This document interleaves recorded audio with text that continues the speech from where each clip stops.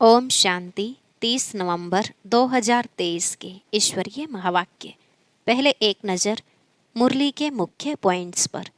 बाबा ने कहा, हे रूहानी यात्री, अब मुझ एक के साथ अपना बुद्धि योग लगाओ। याद में रहना ही तुम्हारी यात्रा है। जितना याद करेंगे उतना खुशी का पारा चढ़ा रहेगा।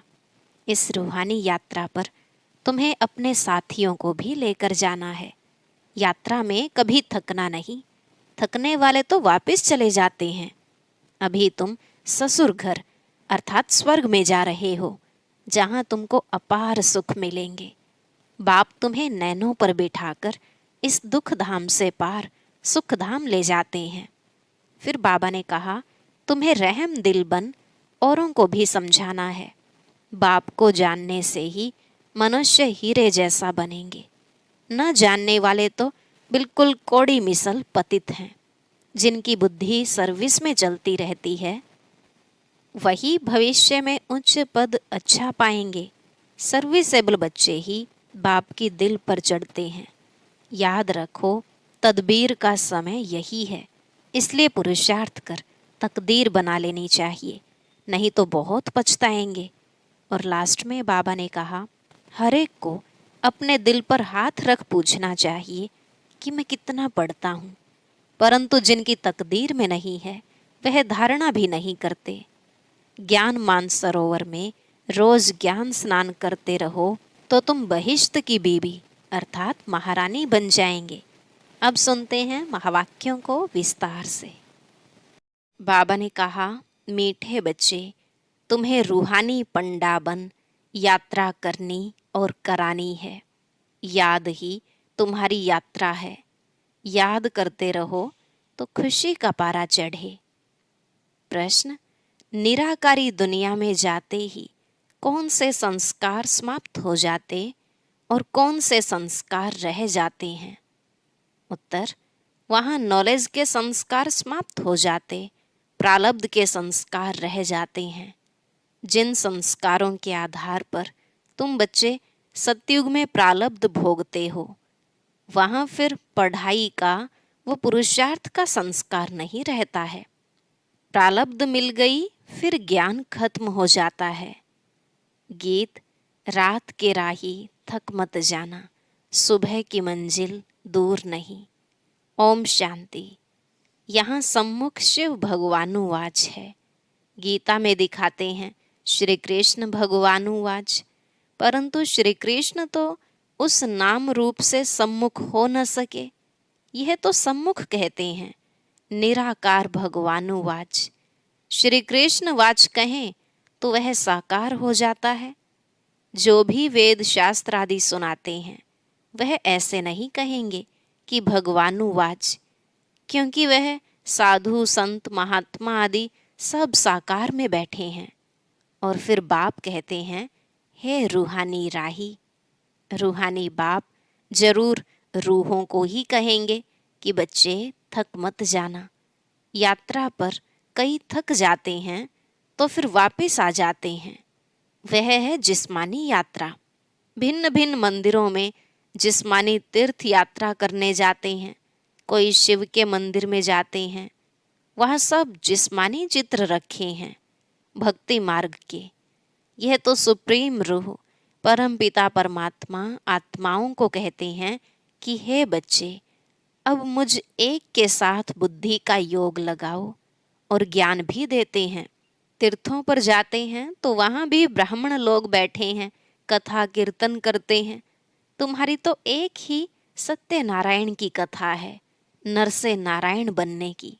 तुम जानते हो, पहले स्वीट होम में जाएंगे, फिर विष्णुपुरी में आएंगे। इस समय तुम हो ब्रह्मापुरी में। इसको पियर घर कहा जाता है। तुमको जेवर आदि कुछ नहीं है, क्योंकि तुम पियर घर में हो। तुम जानते हो, ससुर घर में हमको अपार सुख मिलने हैं। यहाँ कलयुगी ससुर घर में तो अपार दुख हैं। तुमको तो जाना है उस पार सुख धाम में। यहाँ से ट्रांसफर होना है। बाप सभी को नयनों पर बिठा कर ले जाते हैं। दिखाते हैं ना, श्री कृष्ण का बाप उनको टोकरी में बिठाकर उस पार ले गया। तो यह बेहद का बाप तुम बच्चों को उस पार ससुर घर ले जाते हैं। पहले अपने निराकारी घर में ले जाएंगे, फिर ससुर घर भेज देंगे। तो वहाँ यह सब पियर घर, ससुर घर की बातें भूल जाएंगी। वह है निराकारी पियर घर। वहाँ यह नॉलेज भूल जाती है, नॉलेज के संस्कार निकल जाते हैं, बाकी प्रारब्ध के संस्कार रह जाते हैं। फिर तुम बच्चों को प्रारब्ध ही ध्यान में रहती है। प्रारब्ध अनुसार जाकर सुख के जन्म लेंगे। सुख धाम जाना है। प्रारब्ध मिल गई, फिर ज्ञान खत्म। तुम जानते हो प्रारब्ध में हमारी फिर वही एक्ट चलेगी। तुम्हारे संस्कार ही प्रारब्ध के हो जाएंगे। अभी हैं पुरुषार्थ के संस्कार। ऐसे नहीं कि पुरुषार्थ और प्रारब्ध दोनों संस्कार वहाँ रहेंगे। नहीं, वहाँ यह ज्ञान नहीं रहता। तो यह तुम्हारी रूहानी यात्रा है। तुम्हारा चीफ पंडा है बाप। यूं तो तुम भी रूहानी पंडे बन जाते हो, सबको साथ में ले जाते हो। वह हैं जिस्मानी पंडे, तुम हो रूहानी पंडे। वह लोग अमरनाथ पर बड़े धूमधाम से जाते हैं।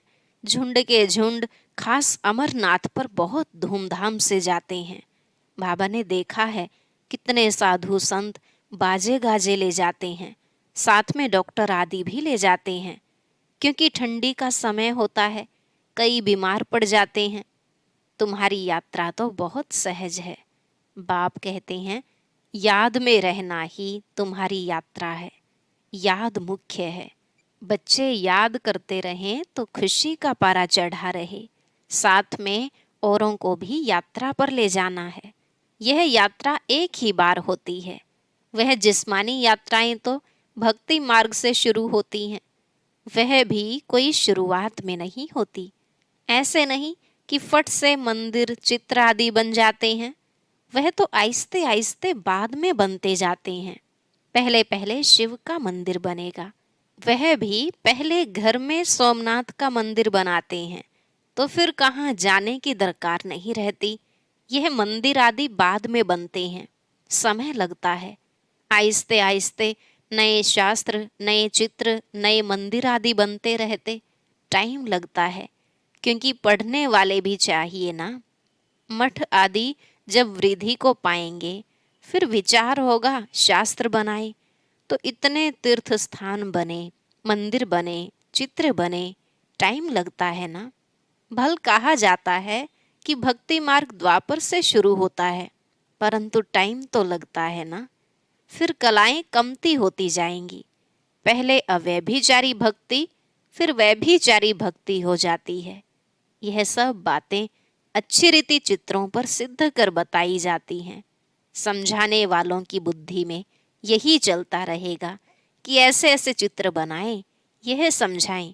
सबकी बुद्धि में नहीं चलेगा, नंबरवार है ना। कोई की बुद्धि बिल्कुल चलती नहीं। वह फिर पद भी ऐसे पाएंगे, मालूम पड़ जाता है यह क्या बनेंगे। जितना आगे चलेंगे तुम समझते जाएंगे। जब लड़ाई आदि लगेगी, फिर प्रैक्टिकल देख लेंगे, फिर बहुत पछताएंगे। उस समय पढ़ाई तो हो न सके। लड़ाई के समय त्राही त्राही होती रहेगी, सुन नहीं सकेंगे। पता नहीं क्या हो जाएगा। पार्टीशन हुआ तो क्या हो गया, देखा ना। यह विनाश का समय बहुत कड़ा है। हाँ, बाकी साक्षात्कार आदि बहुत होंगे, जिससे जान जाएंगे कि यह कितना बढ़ा है। बहुत पछताएंगे भी और साक्षात्कार होंगे। देखो, तुमने पढ़ाई छोड़ दी, तब यह हाल हुआ है। धर्मराज साक्षात्कार कराने सिवाय सजाएं कैसे देंगे। सब साक्षात्कार कराएंगे, फिर उस समय कर कुछ नहीं सकेंगे। कहेंगे हाय तकदीर, तदबीर का समय तो गया। तो बाप कहते हैं क्यों नहीं अभी पुरुषार्थ करते हो, सर्विस से ही दिल पर चढ़ेंगे। बाप कहेंगे यह बच्चे अच्छी सर्विस करते हैं। मिलिट्री का कोई मरता है तो उनके मित्र संबंधियों आदि को भी इनाम देते हैं। यहाँ तुमको इनाम देने वाला है बेहद का बाप। बाप से भविष्य 21 जन्मों के लिए इनाम मिलता है। यह तो हर एक को अपने दिल पर हाथ रख पूछना है कि मैं कितना पढ़ता हूँ। धारणा नहीं होती तो गोया तकदीर में नहीं है। कहेंगे कर्म ही ऐसे फूटे हुए हैं। बहुत खराब कर्म करने वाले कुछ उठा नहीं सकते हैं। बाप समझाते हैं, मीठे बच्चे, तुम्हें इस रूहानी यात्रा पर अपने साथियों को भी ले जाना है। फर्ज है हर एक को यह यात्रा की बात बताना। बोलो, हमारी यह रूहानी यात्रा है, वह है जिस्मानी। दिखाते हैं रंगून की तरफ एक छमछम तालाब है जहां स्नान करने से परी बन जाते हैं। लेकिन वह परी आदि तो बनते नहीं। यह है ज्ञान स्नान करने की बात, जिससे फिर तुम बहिश्त की बीबी बन जाते हो। और ज्ञान योग बल से वैकुंठ में आना जाना तो तुम्हारे लिए कॉमन बात है, और ही तुमको रोका जाता है। घड़ी घड़ी ध्यान में नहीं जाओ, आदत पड़ जाएगी। तो यह ज्ञान मानसरोवर है। परमपिता परमात्मा आकर इस मनुष्य तन द्वारा ज्ञान सुनाते हैं, इसलिए इनको मानसरोवर कहा जाता है। मानसरोवर अक्षर सागर से निकला है। ज्ञान सागर में ज्ञान स्नान करना तो बहुत अच्छा है। बहिश्त की बीबी को महारानी कहा जाता है। बाप कहेंगे, तुम भी बहिश्त के मालिक बनो। बच्चों पर लव रहता है, हर एक पर रहम पड़ता है, साधुओं पर भी रहम आता है। यह तो गीता में लिखा हुआ है कि साधुओं का भी उद्धार करते हैं। उद्धार होता है ज्ञान योग से। तुम बच्चों में समझाने की बड़ी फुर्ती चाहिए। बोलो, तुम और तो सब जानते हो, लेकिन छाछ जानते हो। बाकी मक्खन खिलाने वाले को तुम जानते ही नहीं हो। बाप कितना अच्छी रीति समझाते हैं, परंतु किसकी बुद्धि में भी बैठे ना। बाप को जानने से मनुष्य हीरे जैसा बनते हैं, न जानने से मनुष्य कोड़ी मिसल बिल्कुल पतित हैं। बाप को जानने से ही पावन बनते हैं। पतित दुनिया में कोई पावन हो न सके। तो जो महारथी बच्चे हैं वह अच्छी रीति समझा सकेंगे। कितने ढेर ब्रह्मा कुमार कुमारियां हैं। प्रजापिता ब्रह्मा नाम भी मशहूर है। प्रजापिता ब्रह्मा के यह है मुख वंशावली। ब्रह्मा को ही 100 भुजा 1000 भुजा दिखाते हैं। यह भी समझाया जाता है इतनी भुजाएं तो हो नहीं सकती। बाकी ब्रह्मा तो बहुत बचड़े वाला है। ब्रह्मा फिर किसका बच्चा? इनका तो बाप है ना। ब्रह्मा है शिव बाबा का बच्चा। इनका और कौन बाप हो सकता? मनुष्य तो कोई हो नहीं सकता। ब्रह्मा विष्णु शंकर गाए जाते हैं सूक्ष्म वतन के। वह तो यहाँ आ न सके। प्रजापिता ब्रह्मा तो जरूर यहाँ होगा ना। सूक्ष्म वतन में तो प्रजा नहीं रचेंगे। तो परम पिता परमात्मा आकर इस ब्रह्मा मुख द्वारा शक्ति सेना रचते हैं। पहले पहले परिचय देना है, हम ब्रह्मा मुख वंशावली हैं। तुम भी ब्रह्मा के बच्चे हो ना। प्रजापिता ब्रह्मा है सबका बाप। फिर उनसे और बिरादरियां निकलती हैं, नाम बदलते जाते हैं। अब तुम ब्राह्मण हो। प्रैक्टिकल में देखो, प्रजापिता ब्रह्मा की कितनी औलाद हैं। जरूर औलाद को वर्षा मिलता होगा। ब्रह्मा के पास तो कोई प्रॉपर्टी है नहीं। प्रॉपर्टी है शिव बाबा के पास। ब्रह्मा वल्द शिव, बेहद के बाप से ही वर्षा मिलता है। ब्रह्मा द्वारा शिव बाबा बैठ पढ़ाते हैं। हमको दादे का वर्षा मिलता है। बाबा समझाते तो बहुत हैं, परंतु योग नहीं। कायदे पर नहीं चलते तो बाप भी क्या करे। बाप कहते हैं इनकी तकदीर। अगर बाबा से पूछें तो बाबा बता सकते हैं इस हालत में तुम्हारा क्या पद होगा। दिल भी गवाही देता है। मैं कितनी सर्विस करता हूँ, श्रीमत पर कहाँ तक चलता हूँ। श्रीमत कहती है मन मना भव। सबको बाप और वर्षे का परिचय देते रहते हैं। ढिंडोरा भी पीटते रहते हैं। बाबा इशारा देते रहते हैं, तुम्हें गवर्नमेंट को भी समझाना है। जो वह भी समझें, बरोबर भारत की ताकत ही चली गई है। परमपिता परमात्मा सर्वशक्तिमान से योग ही नहीं है। इनसे तुम योग लगाते हो तो एकदम विश्व के मालिक बनते हो। माया पर भी तुम जीत पहनते हो। गृहस्थ व्यवहार में रहते माया पर जीत पानी है। हमारा मददगार बाप है। कितना समझाया जाता है, धारणा करनी चाहिए। बाबा ने समझाया है, धन दिए धन ना खुटे। सर्विस करेंगे तब बाप की दिल पर चढ़ सकेंगे, नहीं तो इम्पॉसिबल है। इसका मतलब यह नहीं कि बाबा प्यार नहीं करते। बाबा प्यार सर्विसेबल को करेंगे। मेहनत करनी चाहिए। सबको यात्रा लायक बनाते हैं। मन मना भाव, यह है रूहानी यात्रा। मुझे याद करो तो तुम मेरे पास पहुंच जाएंगे। शिवपुरी में आकर फिर विष्णुपुरी में चले जाएंगे। यह बातें सिर्फ तुम बच्चे जानते हो। कोई और मन मनाभव का अर्थ समझते नहीं। पढ़ते तो बहुत हैं। बाप महामंत्र देते हैं, मुझे याद करो तो तुम विकर्मा जीत बन जाएंगे। अच्छा, मीठे मीठे सिकिलधे बच्चों प्रति माता पिता बाप दादा का याद प्यार और गुड मॉर्निंग। रूहानी बाप की रूहानी बच्चों को नमस्ते। रूहानी बच्चों की रूहानी बाप दादा को नमस्ते नमस्ते, गुड मॉर्निंग, शुक्रिया बाबा शुक्रिया। धारणा के लिए मुख्य सार। पहला पॉइंट, ज्ञान स्नान करना है। प्यार से सर्विस कर बाप के दिल तख्त पर बैठना है।